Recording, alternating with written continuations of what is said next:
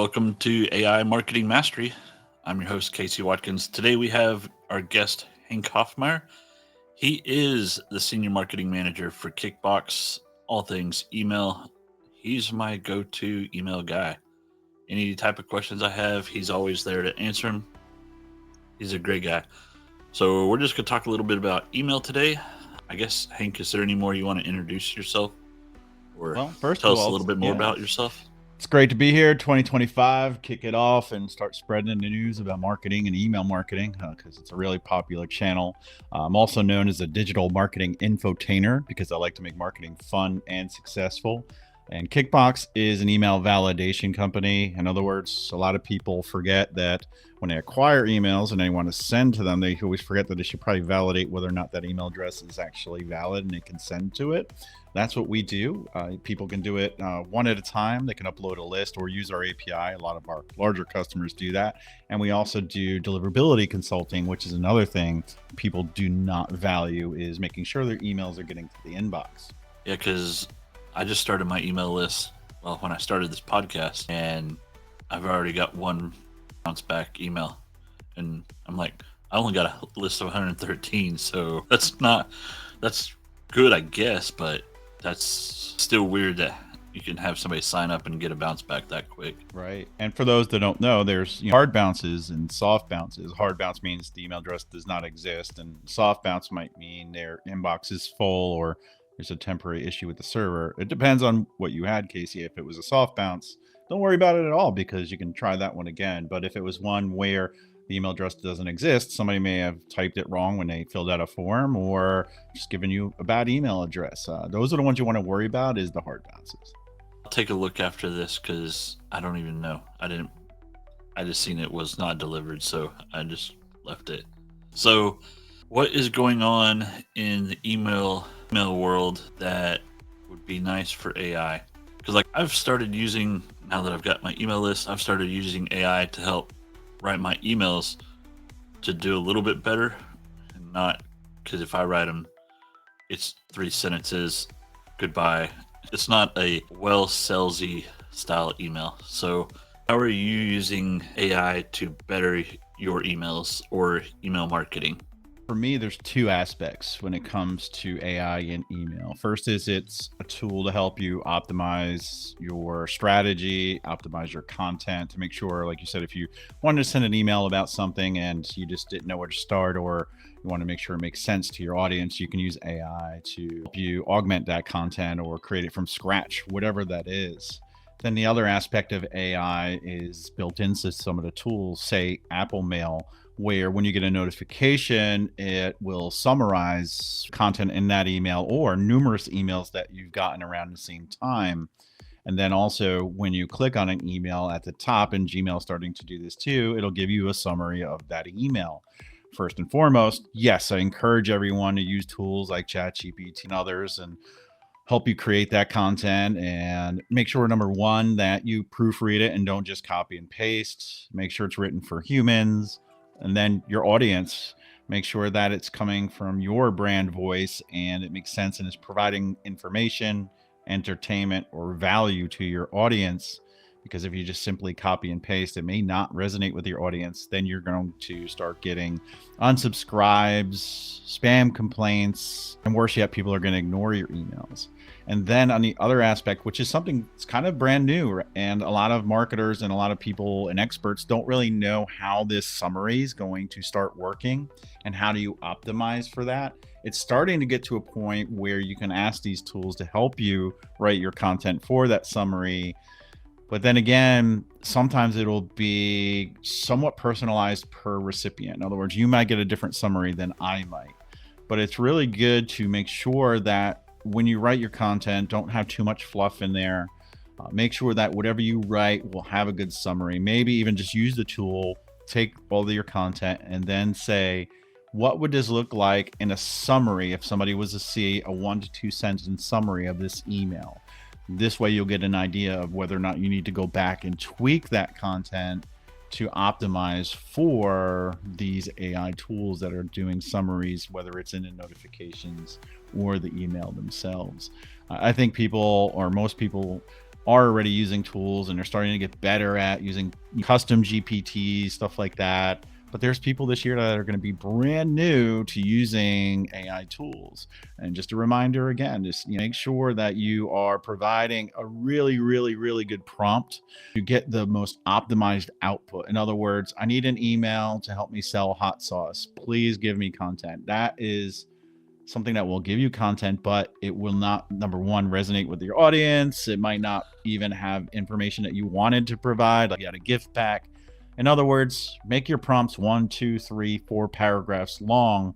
It's always worth the time to create longer prompts that are full of detail and include what you want. And also, more importantly, a lot of people forget, don't add what you don't want. Don't use filler words like this, or don't use catchy words like this. Maybe for a hot sauce, I wouldn't want to use salivate or something like that. Don't use the word salivate, and it'll follow those instructions. And you'll hear me reference hot sauce because one of my newest talks that I do from the stage references a hot sauce that I devised using ChatGPT, and it's my example going through a presentation of launching a hot sauce and using AI to help with my email marketing. That's cool. I didn't think about doing the whole summary, because that's actually, I'm going to add that to my flow, because that makes a lot of sense. It does. Yeah. And more importantly, you might think, oh, Hank said this, I need to do it. But then again, it's people with newer iPhones or using Gmail that will see this. The older iPhones, like an iPhone 10, they won't have the AI and the AI summaries because it's not built in or usable on those phones. Number one, your content still needs to be good, right? The old school way of doing it, right? And then there's the new way of the summary. It makes it a little bit harder, but it's well worth it. Because, so like me, when I'm crafting emails, I did one for a product a few days ago. I have all my transcripts of the single videos I do. I have my custom GPT, so it knows everything about me. It knows how I talk and write. And then I just uploaded a file of everything that I had taken from that product's website. It's like, hey, I need a sales email for this in my style. And it comes out great every time. It's a lot of work to get it where you want, but once you get it there, it's good. It's like with anything. For the most part. And it did add stuff that I knew the product could not do in the email. So you still got to make sure you read through them and make sure it's legit and fix it. So that's cool. Definitely going to add that summarizer to the flow. So what else do you like to do to help tweak emails to pass spam filters? First, because I'm sure besides writing a good email, right, that phrase pass spam filters, it makes it sound like like me or anyone just like shady and trying to do that. First and foremost, if you that's 2008 if you're doing the right things, everything should be fine, but it's always good to optimize. And taking a step back, your emails need to get to the inbox before they're even screened for, say, spammy words or spammy links. You need to have authentication, which a lot of people forget to set up. Now, if you work for a large company, you probably know about this, but there's items such as SPF, DKIM, and DMARC. SPF is Sender Policy Framework. That makes sure that if you're using a provider like MailChimp, iContact, whatever email provider you're using has permission to send your emails. Otherwise, it may get blocked because it's someone acting like you and trying to send spam. That is normally set up by your provider these days, but you may have to set it up if you have your own server, or some providers, you still need to set that up. Then there is DKIM, Domain Keys Identified Mail. Think of that as encryption end to end. In other words, nothing has been changed, altered, or injected since it was sent and then received. This is a bit of information you get from your provider that you would just put on your host, whether, like, say you had GoDaddy, you just log in, put a text record in. You can get instructions on that, or your provider can help you with that, by providing you guidance. It's a lot easier than it sounds. Then DMARC, which is something that is in addition to it, which is being required now by Gmail, Microsoft, Yahoo, is you have to have this set up, and it in essence says, what do we do with this email if there is no SPF and DMARC set up or DKIM set up? Do we ignore it? Do we quarantine it? Or do we just do nothing with it and let it through? They are requiring that you have either the reject or quarantine. But what I would recommend is when you first set it up, if you are just setting it up, is have it be none, because This allows you to see if anyone else other than you or whoever you gave permission to is sending emails on your behalf. I've seen where they see other teams within an organization are sending out emails using that domain. Maybe it's a fun newsletter from the engineers. Oh, I didn't know they were doing that. But it can also be nefarious users from other countries like China, Russia, India that are trying to spoof your email to hack people, ransomware, all those things. Setting up those are very important. Another one that's optional is BIMI. I was just talking to a coworker about that this morning. That is where if you log into Gmail and you see your emails, and now maybe you get one from, let's say, BJ's Wholesale. You may see a B because it's coming from BJ's Wholesale. Or if it's coming from me, Hank Hoffmeier, might have an H. But if I have BIMI set up, you are able to see the logo. So your recipients will see the actual logo. You need to have your logo. It used to be where you had to have a trademarked logo, but they actually just changed that. You need to have either a VMC certificate, which is about $1,500 a year, or now they just released a CMC certificate option, which is a little bit cheaper. It's about $1,200 a year, and you do not need to trademark. I encourage that because it creates brand recognition in the inbox. By doing that, first and foremost, your emails will be sent and more than likely delivered to the inbox, right? That's great. Also, your domain and your IP address that you're sending from has what's called a sender reputation. In other words, every time I send an email, if it's doing things like getting opened, clicked on, forwarded, starred, marked as important, those are good things. Maybe people are unsubscribing, marking as spam, or more importantly, and to your detriment, ignoring your emails, it brings down that sender reputation. It's like a credit score. If your sender reputation or credit score is low, more and more of your emails will be sent to the spam folder. Providers, Gmail, Yahoo, and private servers will say, hey, this sender reputation is very low. Let's start blocking it and putting it in spam or not delivering it at all. Where does this come from? Sending valuable emails. In other words, get permission from people before you start sending emails. Have them use a sign-up form or something like that. Never, ever purchase a list. Never, ever email people that went to a conference and you obtained a list and maybe they never came to your table and do not know who you are. Because sure, you may see some success for right away, maybe get some sales if you're selling something, but a majority of the people are not going to know who you are. They're going to mark the message as spam, unsubscribe, ignore your emails, pulling down that score. But if you have a fan base of subscribers that love your emails and are always opening and always engaging, it keeps that sender reputation high. That is the most critical aspect of email deliverability, is making sure that you have a high sender reputation. Then it's all the minor things, which everybody thinks is the major things, right? It's links in your emails. They check all the links, right? If it's your website, is it a valid link? Do you have a good reputation? And then also, if you're linking out to another website, is that a good website or a bad website? They take that into account. Then it's also spammy keywords and subject lines that might have spammy keywords. A lot of people think that if you use all caps or a lot of exclamation points, you're going to be marked as spam. That's not really the case as much anymore. Sure, maybe 2, 1, 3%, maybe that's what it calculates into with email deliverability. Yeah. But first and foremost, authentication. Secondly is making sure that your sender domain and your IP address, if you're using like Mailchimp or Constant Contact, you probably have what's called the shared IP and you don't have to worry about that. But if you're a larger sender or if you have a dedicated IP, you have to manage that as well. Then it comes down to your content and how you're acquiring customers. I wanted to say in a nutshell, but that was a huge nutshell, right? So I've got my 3 set up, the main 3. The BIMI, I haven't done yet just because of cost. I was looking at the $1,500 one, so it's good to hear that they have a $1,200 one now. That you one can't do it in general and then not pay for the CMC or the VMC certificate. It's just that Google will not pick you up, but all the other providers that support it will. It's always just worth doing that, and then at some point deciding if you want to do the certificate or not. All right, I'll have to look into that because that would be I like that idea. That's kind of nice to have. So I was definitely looking key phrase, into it. Nice to have. So that's pretty neat. I know you talked a lot about email deliverability. We went over all the factors for emails to get delivered. I know I just watched, I was there when you gave a talk, and I'm trying to remember what all he went over and covered. Anything I'm missing in that? Because that was, I love your presentations. Your slides are always amazing.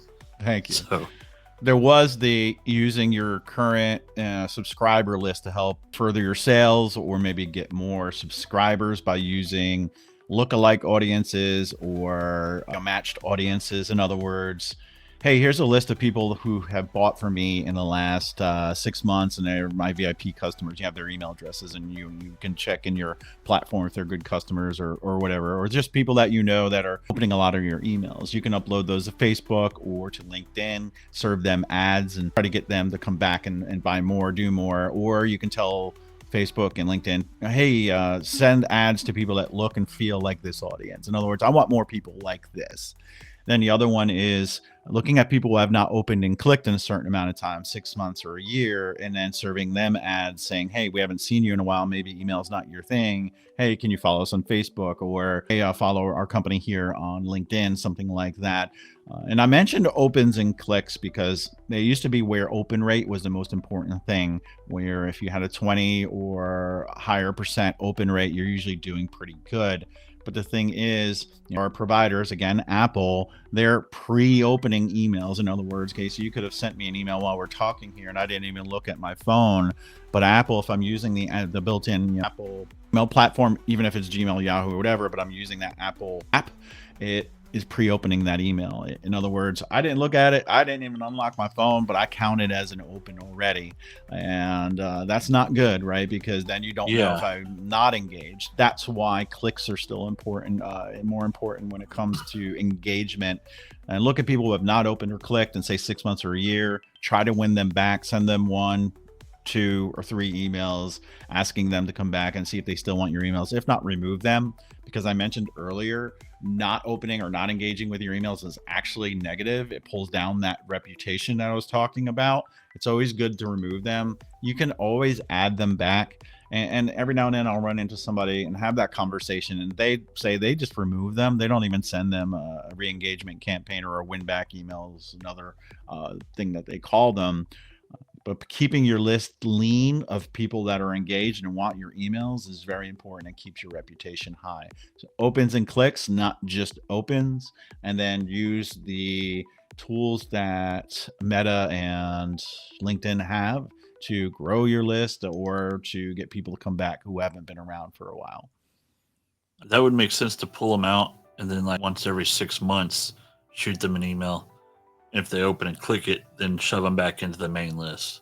You could do that. Just be careful. If you wait 6 months, send them an email, they don't engage, and you wait another 6 months, you send them again. That number, if it grows of that type of cohort, you might run into problems. I would just say either do like a campaign. I made it like 3 emails. Hey, I heard we're breaking up, ? Right?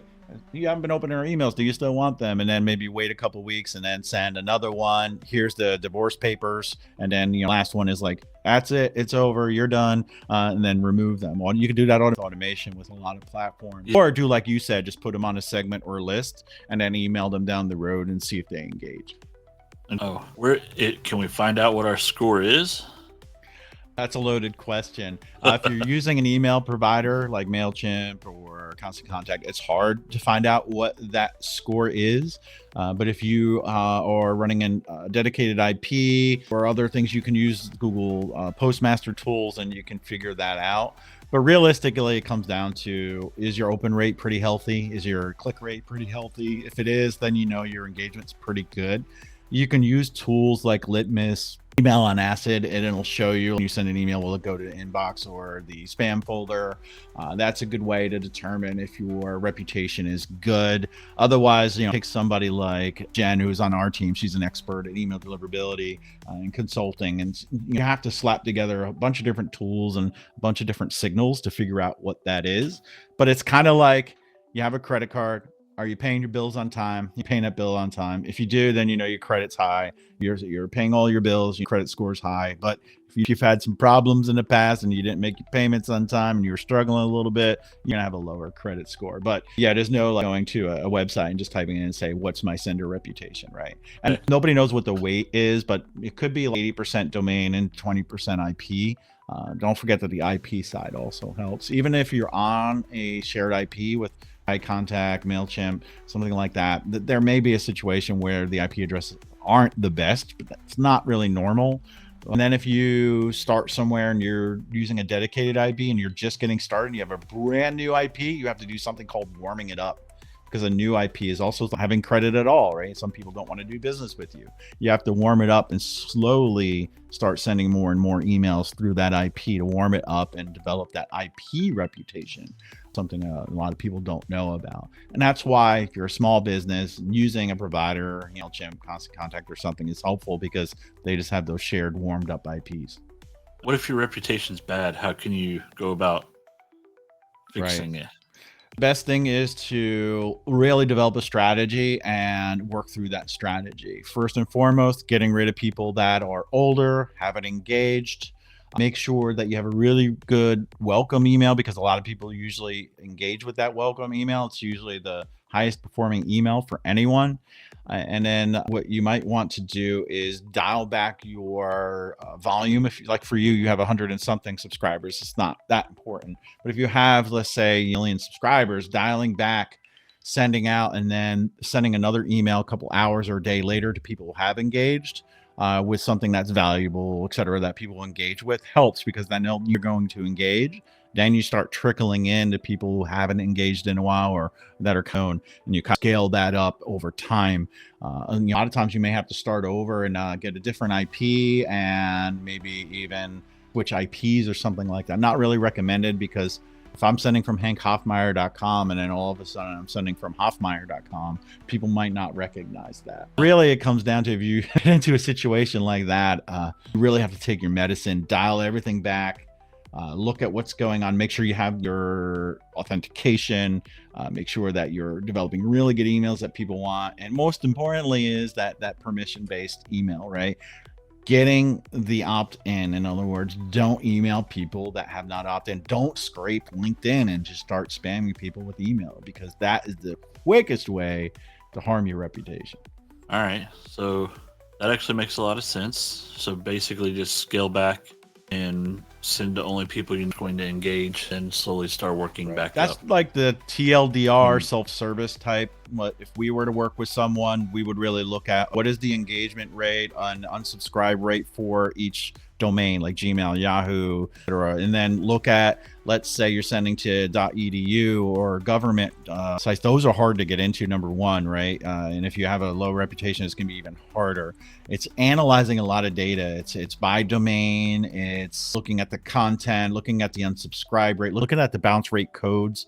Another thing to do is look at your bounce codes. Hopefully your provider provides it, but it'll tell you if you were blocked, because it has a lot of different diagnostic codes, they call them, but it could be IP restricted. That would mean like being blocked, or blocked because of content or something like that. It'll say that. What's funny is corporations, if they have their own server and their own filters, they could put whatever they want in there. If someone sends to more than 10 people in our organization within 10 seconds, because platforms do that, we want to block it. They can write stuff like that.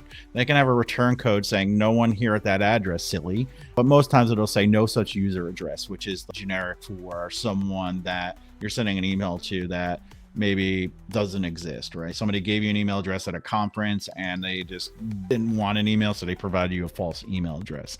Looking at those diagnostic codes really helps, because you'll know if it's a soft bounce, like user inbox full, denied, due to reputation, or if it's unknown user or user mailbox full, all those different things. That's really helpful when you get started. Is first and foremost, look at those bounce codes. All right. That's on my list to do then, because I want to know enough about this to keep myself out of trouble. That's the goal. Key is to keep doing it too. Keep looking at those signals, those metrics, and doing the summary thing all the time. Don't just look at it as a novelty, because we're talking about it now, let it wear off in a couple of weeks, right? So How often should I be looking at it? Weekly, You, daily, since you have a small list, quarterly? I'd say once a month is fine to look at all that stuff. But if you ever become a Okay. superstar, and hopefully you won't forget about me, and you have a million subscribers, and you're sending out a million emails a week, you want to look at it pretty much probably weekly or every other week. That's cool. All right.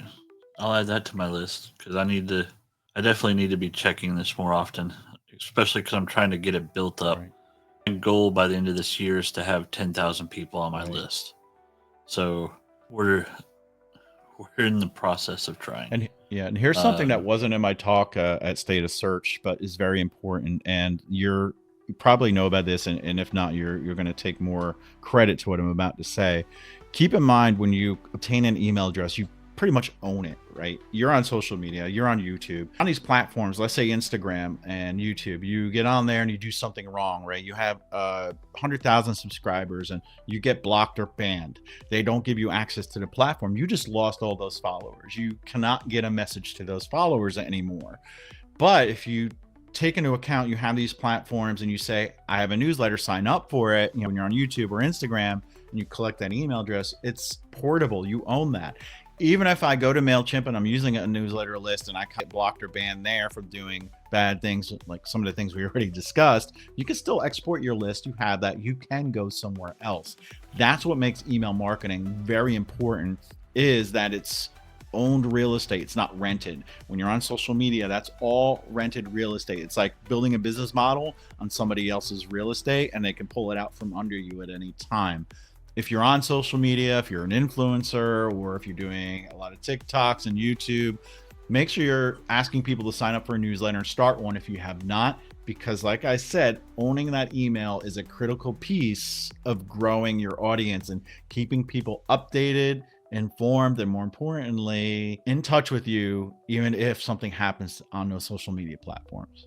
I was looking the other day on Facebook, and one of the guys in one of the groups I'm in, they shut down the group. It was like 500,000 people because of one person's post in the group. And it took him 4 days to get the group right back up. But that's 4 days of no communication with people that you're communicating with every day, all day. So you're definitely renting some room in somebody else's house, and they can kick you out whenever they feel like it. Yes. So awesome. Well, I think this has been a great interview. Any closing thoughts you have for me? Since I'm trying to grow a list, we'll go with me. It's 2025. It's a new year. Hopefully everybody started planning before the new year for a successful year this year. Make sure that you're either implementing or optimizing your email campaigns, because email is a very important channel. Of course, I use TikTok, and hopefully we'll figure out what's going to happen with that at the end of the month. Instagram, YouTube, all that as well. But yeah, email is a really great way to have a quasi one-to-one relationship with people, because you can personalize stuff in emails, use first name, and it makes people feel like it's a one-on-one conversation, even though they really know it's not. And I feel like it's an underutilized channel. And follow me on social media. I have really good SEO. Hank Hoffmeier. If you search, I think I take up like the free pages of the SERPs just because my name is really cool. But follow me. If you're going to connect with me on LinkedIn, please just mention this podcast and use a personalized invite, because I do not accept blind invites, and there's a reason for that. You'll find out why. If you send a blind invite, I do reply to all of them. As a marketer, I measure that. Only 40% of people actually reply to my reply. It's interesting. Wow. So yeah, follow me. Ask any questions. If you have questions about email marketing, email deliverability, or anything in general. But it was great to be on the show today. All right, let's close this out with the last 7 questions. Before I do that, is the logo on your hat for Hank Hoffmeier? It is Hank Hoffmeier LLC. Hey, I got to represent my own brand. It's sweet. I like And I got my halfway Kickbox through, shirt on. I was like, wow, his hat is HH. That's what that's for. All right. So, number 1, who's the most famous person in your phone? I was kind of embarrassed when I knew that this was coming up, this question, because I don't have anybody quote unquote famous that anybody would know. But I would just say, like, people that I admire that are in my phone that I look through. Number one, Lisa Jones, and she owns a company called iMail, EYE Mail, and they allow you to embed video into email, like the pray, so that it's supported by the most channels. I would check that out if you're interested in really providing engaging content to your audience. iMail, Lisa Jones, Black woman entrepreneur, really proud of her. She's doing great things and winning a lot of awards. Austin Armstrong from Syllabi, who you mentioned earlier, he's actually local to me. He lives about 20 minutes from me, and we have met up a few times in the past. I met him at a conference a couple of years ago. I really love what he's doing with AI videos and video creation. He has a tool, Syllabi, check that out. And then Carlos Gill, he's with some major companies, helping them with social media. But he's recently moved into the email marketing world, and he's doing some great things there. I've spoken at conferences where he is at. I believe most of his channels are Carlos Gill 83, I think. Check him out. So he's providing a lot of great information about fixing social media and email marketing. Okay, cool. Not Jeff Bezos or anyone like that on my phone. Yeah, I'll skip what I was going to say. Get that part out. What do you enjoy most about what you do at Kickbox?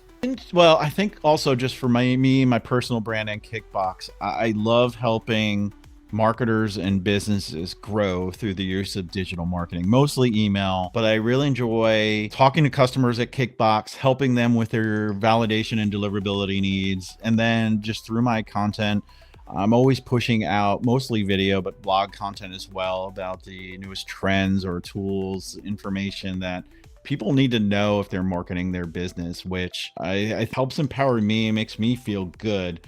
But yeah, day to day, it's just helping educate, inform, and entertain people. Awesome. What is one book or podcast you'd recommend? I really love the book Jab, Jab, Jab, Right Hook by Gary Vaynerchuk. It talks about, comes to emails, like providing value, for email, value, right hook, ask for the business. I know the book is geared towards social media, but it definitely plays into the email marketing. I think I've read that like about 3 times, and I love it. It's a little bit of an older book, but it's really good. I love it. I need to see if I have the audiobook of that one. I think I do. I may need to add it to my list. I haven't read that one in a long time. It's probably been 5-6 years. So I'll add that to my list again. If you can have coffee with any historical figure, who would you choose? Alive or dead? Does it matter? All right. No. I would choose Steve Jobs. I really think that he did a great job of really innovating when it comes to, I don't even say technology, but with tools that help people with their business and daily life. He turned things on their edges, thought outside the box. I really love the story of, the where, he inside look is just as great as the outside because of, quality. He drove people to be their best and weeded out the poor performers or people that were not innovators. I would really love to pick his brain and understand, what his were, and if he felt like he would be somebody that changed the world. Pretty much, he did change the world in some aspects. Yeah, it's like at passing, you could see Apple not take a dive, but they're slowly fading down. You can see the quality of the releases, the products, software. It's starting to fall behind all the other companies, which is sad because I have an Apple iPhone. I've had one forever, but you start looking at some of the others, it's like, man, you all need to catch up. They're riding on their success and what they developed. They're innovating with new items like the Apple Vision Pro. I mean, it's not everything, but it's so expensive. I think it's way ahead of its time. But yeah, everything you talk about it's been around, and they're just iterating on it. I do love how all the Apple devices talk to each other, and I think that helps. But they're going to, like you said, they're probably going to have more and more of a slow decline over the years unless they do something that has a really new spin to it or adapts to the new AIs, VR, whatever it is. Driving, I know they gave up on driving cars, supposedly, the self-driving cars, but we'll see. Maybe they'll come up with something and surprise us. Yep. All right. So what's one of your biggest pet peeves? It's when people talk and they cannot finish a thought or sentence, and more than like a second or two. And I much might know what they're going to say, and I want to just spit it out, but I can't. But it's like there's people in my life, and I don't want to mention names, that do that, and it really annoys me. Where they odd, and it could be something simple, but they just pause mid sentence, and it takes them like 5 seconds to rest out. This must be a really long interview for you then. No, that didn't go for you at all. All right. If you had to eat one meal for the rest of your life, what would it be? I almost want to say anything with cheese, but probably be pizza if I had to pick one specific thing. I am definitely a pizza person. Like we had that supper last night. We normally eat it 2 or 3 times a week if I can get my wife to let me. So yeah, I'm a person. Yeah. If you could start a rumor about yourself, what would it be? I'm a world-renowned and sought-after keynote speaker. That's a good one. We've had you keynote Not at yet. Search. Yeah. Okay. Well, I'll see if I can put a bug Yep. in their ears. I'm no longer in charge of any of that. I think so... Tim Shane is, and he reached out to me for this year. He said he has some ideas. Okay, cool. Yep. Other than that, I think we're going to wrap it up. I'll put all your information in the description so people can get in contact with you. A reminder, if you're going to connect with him on LinkedIn, you better put something personal in there. You don't want spam. That's right. All right. Thank you for coming on. Have a wonderful day.